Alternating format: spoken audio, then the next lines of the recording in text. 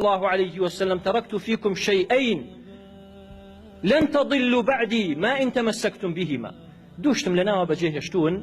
قمرانا بنقر دستي بيو بقرن كتاب الله والسنة أوش قرآن وأوش سنة بيغمبر صلى الله عليه وسلم مالا سرم ليت يكشوا بخوا خطاي خوتا سر ليت يكشوا تو هر روجي لسر آوازيكي هر روجي بقسي كسيكي أولا من بيم وايا ولا راسكي أو جل خوا بيغمبر صلى الله عليه وسلم فرمي والله سرم ليت يكشوا بو بيم وايا كلك لجرفاني خويا ودريانه كسك أصلا رشتكي رشتيكي مسلمانان نية كأصلا علمي إسلامي نخوندوا وكو كسيك وكو من بشم شارسري نخوش بكم درزي لخلق بم أوي مقطر بو خلق البواسم خلق عمليات كم أيلن أي بو هيك كسي جنازاني لإسلام ديب أرزي قوي بناوي إسلام وقساكا تو بيالي خواه بيغمبر فرميتي صلى الله عليه وسلم الله سرم ليت يكشوا بلا ما ويش بسكسوك يكويت الله أو حديثا نية من بيم وايا وانية كاكا إجقار واجنية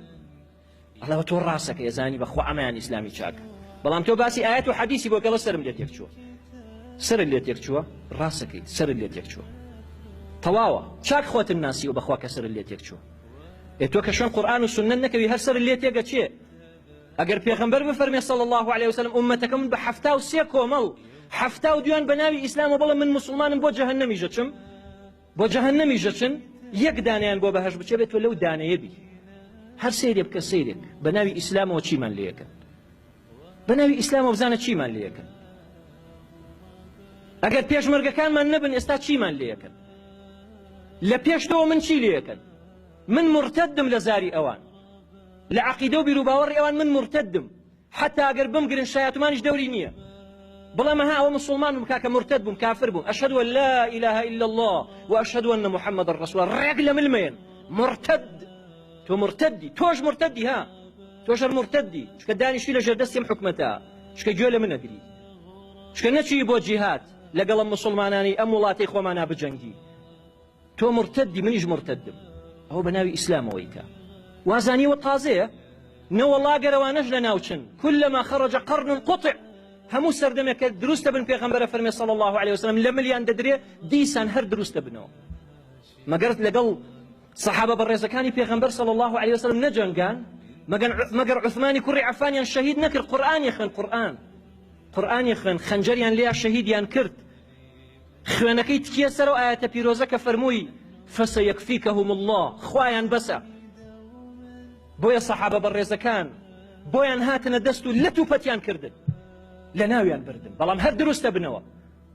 ئەوانە هەروان چەند گەنجمانەیە ئەمڕۆ هەڵخەڵەتاون بەوان بەخوا زۆر مەجلیس چووم بەخوا زۆر مسلمانەیە ئێستا گوێ لە من ئەگرێ بەخوا عەقیدە و بیرروباوەڕی ئەوانی هەیە بەخوا من بە گومڕازانێ پێم پێیەکەنێ دێ لێرە عیلمەکەم لێ وەرەگرێ بەڵام لە دەرەوە پێم پێیەکەنێ ئەڵەوە کافرە مرتەدە ئەوە کافر و مرتەدە ئەوە پیاوی حکومەتە ئەوە چییە چێ و بەد قسە بە تاڵانی کەیکا نامەوێت سەرتان بێشێنم بۆ قسە بە تاڵانە ئەها بەناوی ئیسلامەوەکو خوا دەفەرمێ ئینەکم تەئتونەنا عن كنتم تەئتونەنا عن اليمین بەناوی لەلای ڕاستیشەوە بۆت دێ ناڵێ من کافرم ئەڵێ من مسلمانم ئەڵێ بابە وەرە دەرەوە تۆ چیەکەی تۆ کافری تۆ گومڕای تۆ مرتدی وەرە وەکو من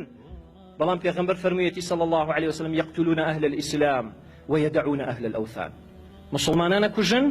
بەڵام واز لە بتپەرست و کافر و بێباوەڕەکانەیەنن لە فەڕەنسا و لە ئەڵمانیا و لە ئەمریکا و هاتووە نازانێ سوورەتی فاتحە بخوێنێ یە من و تۆ کوژێ ئەمە بریتیە لە پەیوەزبوون بە قورئان و سنت بعلم و بعمل و بمنهج و پەیڕۆ و پرۆگرام نەوەڵڵا برا گومڕان نەوەڵڵا خوا بمان پارێزێ کەمترینی گومڕان کەمترین حاڵیانەوەیە کە گومڕان لایەن داوە لە ڕێگە ڕاستەکە